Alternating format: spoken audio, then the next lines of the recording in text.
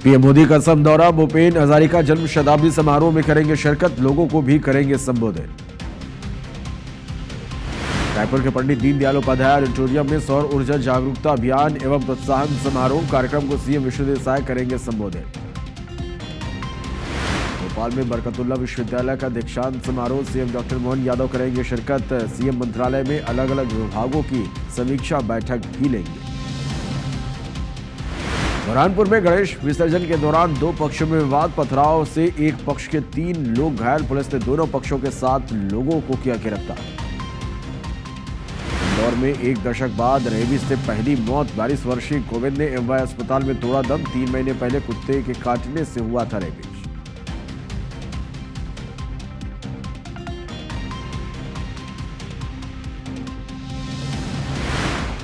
साल का आखिरी चंद्रग्रहण समाप्त, 3.5 घंटे तक रहे इस चंद्रग्रहण को भारत समेत दुनिया भर ने देखा। अब 21 सितंबर को लगेगा सूर्य ग्रहण।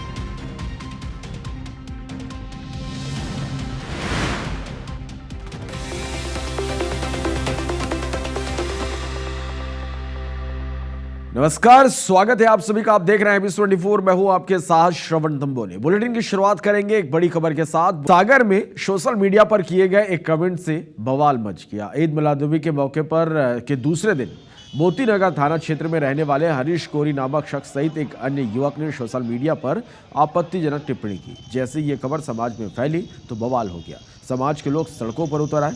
उन्होंने कटरा बाजार के चारों रोड पर चक्का जाम कर दिया, साथ ही कार्रवाई की मांग को लेकर सड़क पर बैठ गए। सूचना मिलती तत्काल पुलिस का अमला मौके पर पहुंचा। भीड़ को समझाने के बाद सड़क से हटवाया। युवा की आपत्तिजनक टिप्पणी से मुस्लिम समाज में काफी गुस्सा है। फिलहाल पुलिस ने आरोपी हरीश कोरी सहित एक अन्य युवक पर केस दर्ज कर एक युवक को हिरासत में लिया है। साथ ही लोगों से शांति बनाए रखने की अपील की। पैगंबर सल्लल्लाहु अलैहि वसल्लम के बारे में हरीश कोरी करके कोई नालायक व्यक्ति होगा जिसने इस तरीके की टिप्पणी की है और गाली गलौज किया है और साथ ही समस्त मुस्लिम समाज को भी उसने गाली दी है। और उसके अलावा एक और बंदा है, उसने भी उसमें सत्यम दुबे करके कोई होगा, उसने भी कमेंट में एक गाली वाले अल्फाज कहे जिसमें हमारे अल्लाह ताला को भी बुरा कहा है और हमारे पैगंबर सल्लल्लाहु अलैहि वसल्लम के जो दामाद हैं चौथे खलीफा हज़रत अली रज़ी अल्लाह अन्हु उनको भी बुरा भला कहा है। उन दोनों के खिलाफ जो है हम यहाँ पर शिकायत लेकर आए थे। रायपुर से खबर, जहां नाबालिग लड़के से अनाचार के बाद हत्या का मामला, एक नाबालिग समेत 3 आरोपी गिरफ्तार हुए। बदमाशों ने नाबालिग लड़के के साथ शारीरिक संबंध बनाए। 6 सितंबर को तालाब में नाबालिग का शव मिला था। तिल्दा थाना इलाके का ये मामला है। तो रायपुर से बड़ी खबर है, नाबालिग लड़के से अनाचार के बाद हत्या के मामले में एक नाबालिग समेत 3 आरोपी गिरफ्तार हुए हैं। बदमाशों ने नाबालिग लड़के के साथ शारीरिक संबंध बनाए। 6 सितंबर को तालाब में नाबालिग का शव मिला था। तिल्दा थाना इलाके का मामला है।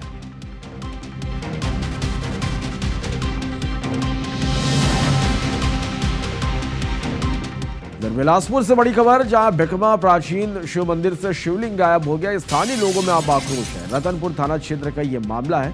तो बिलासपुर से ये बड़ी खबर आप तक पहुंचा रहे हैं। भिकमा प्राचीन शिव मंदिर से शिवलिंग गायब हो गया। स्थानीय लोगों में आक्रोश देखा जा रहा है। रतनपुर थाना क्षेत्र का ये मामला है।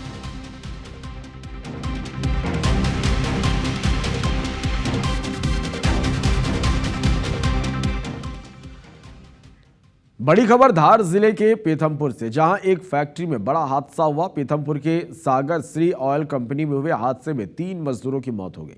मजदूर फैक्ट्री के टैंक की सफाई कर रहे थे, तभी जहरीली गैस के चपेट में आ गए। प्राथमिक तौर पर मृतकों के नाम सुनील, दीपक और जगदीश बताया जा रहे हैं। तीनों के शव को बिना सूचना इंदौर एमवाय अस्पताल लाया गया। चौंकाने वाली बात यह रही कि घटना के कई घंटे बाद पुलिस को सूचना दी गई।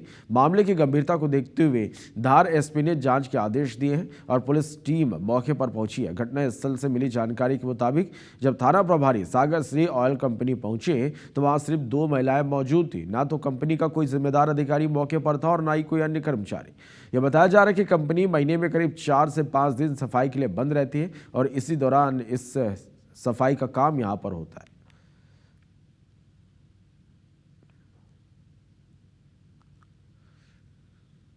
ना वहाँ पे मैं गया था फैक्ट्री में, सागर श्री लुब्रिकेंट करके फैक्ट्री है, वहाँ पे जो लुब्रिकेंट बनता है, वहाँ पर मुझे कोई पुरुष वर्ग भी नहीं मिला जो कुछ घटना की जानकारी दे सके। तो इतनी जरूर जानकारी मिली कि 3-4 लोग उसमें जो सफाई के लिए उतरे थे उन सभी को एमवाई हॉस्पिटल ले जाया गया है इलाज के लिए, और हम अपने स्तर पर पता कर रहे हैं, उनकी जानकारी ले रहे हैं। कुछ मुझे अपुष्टि सी खबर मिली है, बहुत मैं उसको फिर मैं कह रहा हूँ आपसे, मैं कि आधिकारिक तौर पर नहीं बता सकता कि शायद उसमें 1-2 लोगों की मृत्यु भी हुई है। रायपुर से बड़ी खबर, जहां आरंग में महानदी की मुख्य नहर में दरार आ गई है। लगातार नहर की दरार बढ़ रही है। जल संसाधन विभाग की लापरवाही सामने आई है। रीवा कुकरा गांव के ग्रामीण मौके पर मौजूद है। पानी के बहाव को रोकने की कोशिश भी लगातार की जा रही है। खेतों की ओर नहर का पानी जा रहा है। तो ये बड़ी खबर है रायपुर से, जहां आरंग में महानदी की मुख्य नहर में दरार आ गई है। लगातार नहर की दरार अब बढ़ते जा रही है। जल संसाधन विभाग की लापरवाही सामने आई है।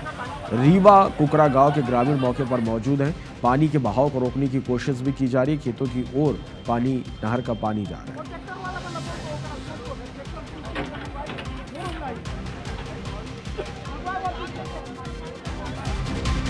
रायपुर से बड़ी खबर, शीतला कॉलोनी में नलों से गंदा पानी आ रहा है। कॉलोनी में कई जगह जल भराव है। पानी के साथ घर में सांप घुस रहे।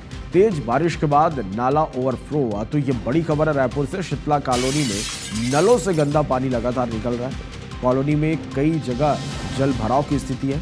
पानी के साथ घर में सांप भी घुसा है। तेज बारिश के बाद नाला ओवरफ्लो हुआ।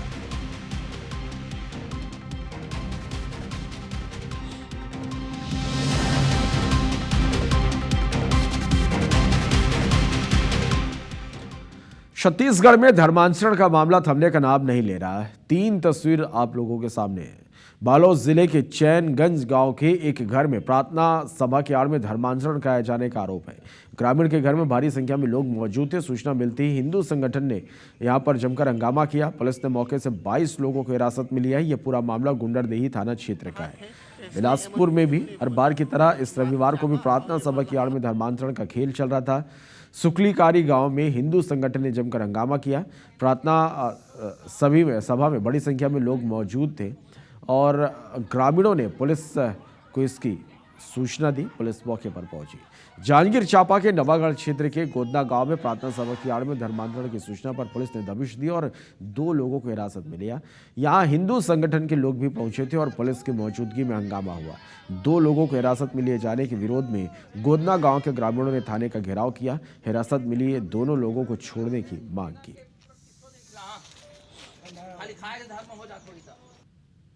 कहा थे इसने एमन कुछ नहीं बोले तो जाबा और ये मल्ला हम नवागढ़ थाना क्षेत्र में ग्राम गोधना में धर्मांतरण एवं प्रार्थना सभा की सूचना प्राप्त हुई थी, जिसमें हिंदू संगठन के लोग भी पहुंचे थे। उसमें पुलिस तत्काल मौके पर पहुंची और 2 लोगों को जो है पुलिस ने हिरासत में लिया है और आवेदन के आधार पर उन पर जो है कार्रवाई की जा रही है। रायगढ़ में चक्रधर समारोह का समापन हो गया, लेकिन समापन के बाद पंडाल में कैलाश खेर और उनकी टीम को दिए गए प्रशस्ति पत्र जमीन पर पड़े मिले। तस्वीरें आपके सामने पर इसे लेकर कुछ लोग कला जगत और समारोह का अपमान इसे बता रहे हैं। दरअसल समापन अवसर पर अंतिम कार्यक्रम गायक कैलाश खेर का था। जिला प्रशासन की ओर से कैलाश खेर को और उनकी टीम को प्रशस्ति पत्र दी गई, जो मंच के पीछे पड़े नजर आए, जिसकी तस्वीर एक युवक निमेश पांडे ने सोशल मीडिया पर पोस्ट कर दी। तस्वीर वायरल होती लोग तरह तरह के सवाल उठा रहे हैं। कुछ लोग इसे कला जगत और समारोह का अपमान बता रहे हैं। हालांकि मामले में जिला प्रशासन ने प्रशस्ति पत्र को गलती से मंच के पास छूटे होने की बात कही है।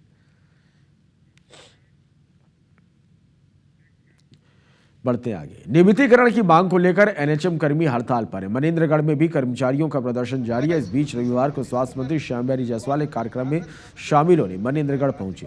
कार्यक्रम से वापस लौटते समय उनकी नजर सड़क किनारे खड़े एनएचएम कर्मचारियों पर पड़ी, तो सड़क पर गाड़ी रुकवाकर उनसे मुलाकात की। स्वास्थ्य मंत्री के आने की जानकारी मिलने पर हाथों में तिरंगा लेकर इंतजार कर रहे थे।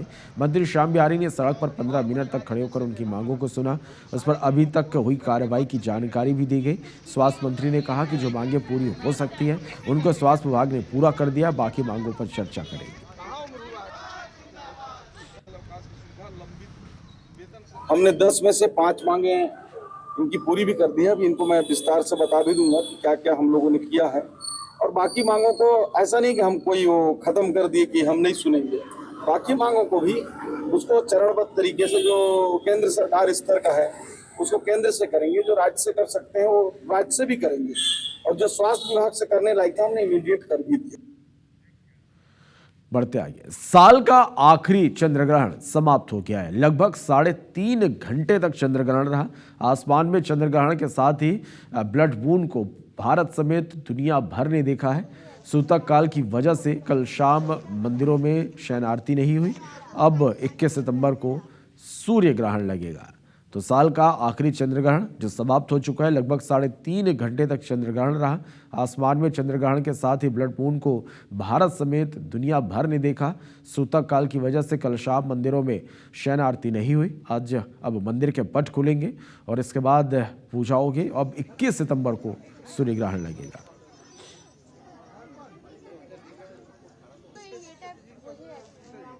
भारत ने मेंस हॉकी एशिया कप 2025 का खिताब जीत लिया है। बिहार के राजगीर स्पोर्ट्स कॉम्प्लेक्स में रविवार को टीम इंडिया ने साउथ कोरिया को 4-1 से फाइनल में हराया।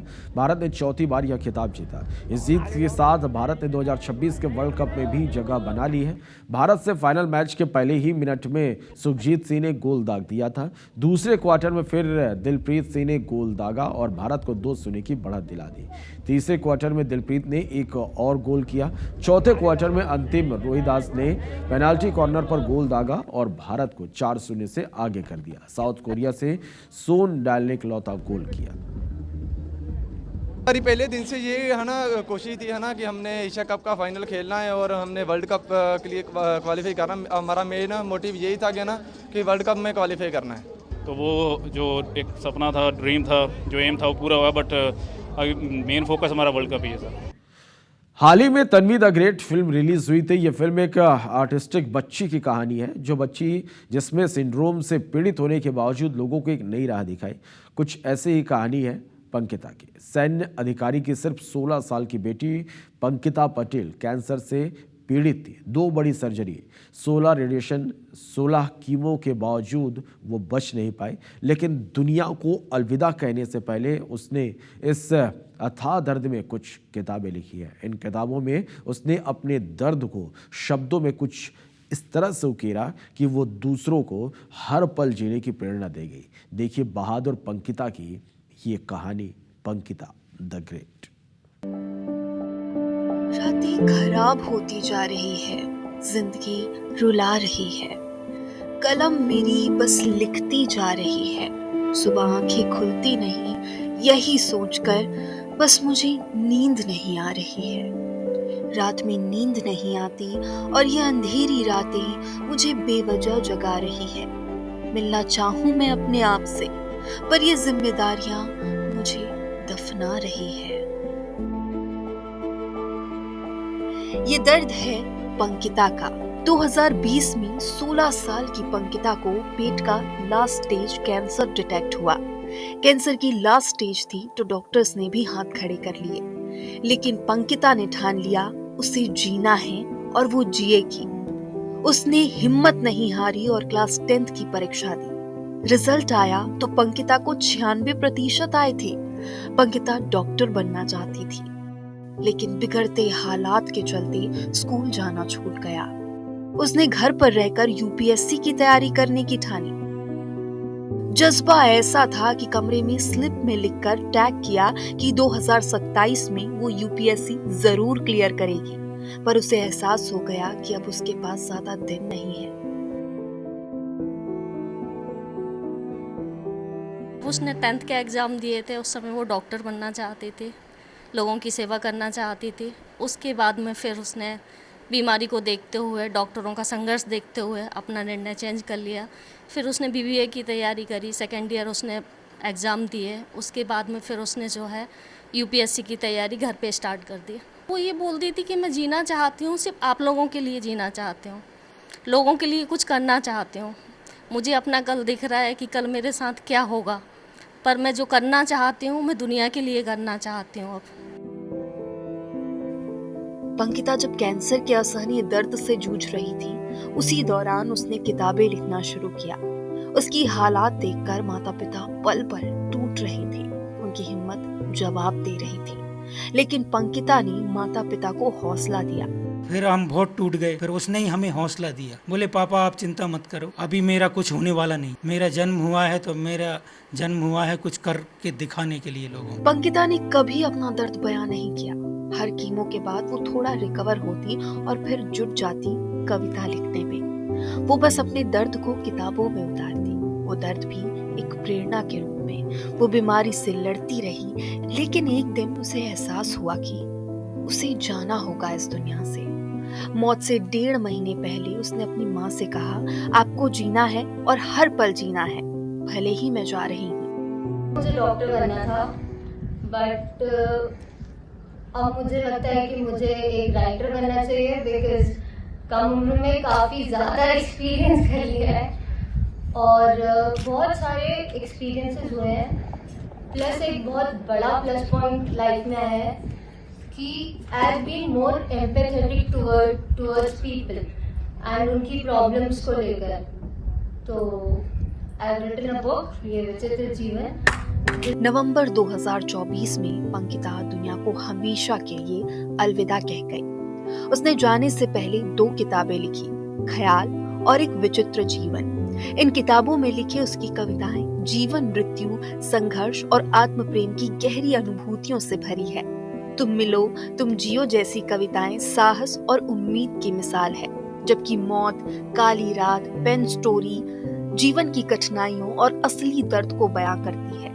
इन कविताओं में उसका बचपन, उसके सपने, मासूमियत, बढ़ती उम्र की समझदारी, टूटे ख्वाबों की वेदना और खुद से इश्क की प्रेरणा देती है।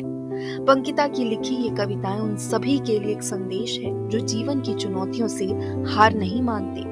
पंकिता की ये कविताएं हमें याद दिलाती है कि दर्द और तकलीफें अस्थायी है और असली ताकत आपके अंदर है। इस गंभीर बीमारी के दौरान जब रेडिएशन हो रहा था, जब कीमोथेरेपी हो रही थी, जब सर्जरी हो रही थी, तब पंकिता लिख रही थी किताबें। इन कविताओं में, इन कहानियों में जो उसने अपनी किताब में लिखी, उसमें अपनी वो जर्नी लिखी जो उस समय उसके दर्द को बयान कर रही थी। भले ही पंकिता आज इस दुनिया में नहीं है, लेकिन उसकी लिखी कहानियाँ और कविताओं ने उसे अमर कर दिया। उसने एक मिसाल पेश कर दी इस दुनिया के सामने। कैमरामैन संजय शुक्ला के साथ IBC 24 भोपाल से हरप्रीत कौर रेन। चलिए बढ़ते आगे, और इस बीच एक बड़ी खबर है दिल्ली से, जहां बाढ़ से त्रस्त पंजाब के लिए मदद मांगी है। सहायता को लेकर सीएम डॉक्टर मोहन यादव को पत्र लिखा गया है। केंद्रीय राज्य मंत्री रवनीत सिंह ने मदद के लिए पत्र लिखा है। पंजाब की मदद के लिए ये पत्र लिखा गया है। तो ये बड़ी खबर है दिल्ली से, बाढ़ से त्रस्त पंजाब के लिए मदद मांगी गई है और सहायता को लेकर सीएम डॉक्टर मोहन यादव को पत्र लिखा गया है। केंद्रीय राज्य मंत्री रवनीत सिंह ने मदद के लिए पत्र लिखा है। पंजाब की मदद के लिए उनका ये पत्र है। जिस तरह से पंजाब में बाढ़ के बाद हालात यहाँ पर बने हुए, हर तरफ जल सैलाब देखने को मिल रहा है। अब ऐसे में मदद के लिए, बाढ़ से ग्रस्त पंजाब के लिए मदद मांगी गई है। सहायता को लेकर सीएम डॉक्टर मोहन यादव को पत्र लिखा गया है। फिलहाल इस बुलेटिन में नमस्कार।